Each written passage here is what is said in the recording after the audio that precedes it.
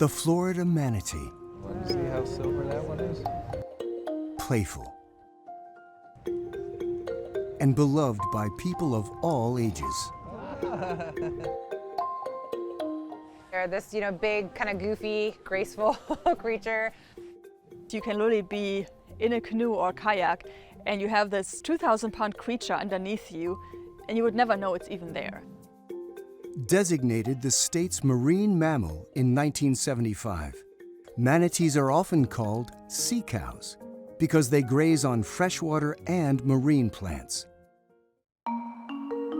This includes seagrasses, which have been disappearing at alarming levels. It's heartbreaking to know that what once used to be a plush greenery is now basically an underwater desert. Manatees can feed approximately 100 pounds of seagrass a day. And so when you lose that seagrass habitat, you're losing that food source for manatees. Seagrass is really, really important. If you don't have seagrass beds, you don't have juvenile fisheries. That's where juvenile fishes go. So you have much larger problems that are eventually going to trickle down to humans. The loss of seagrass in parts of Florida has contributed to a record-breaking number of manatee deaths since December 2020.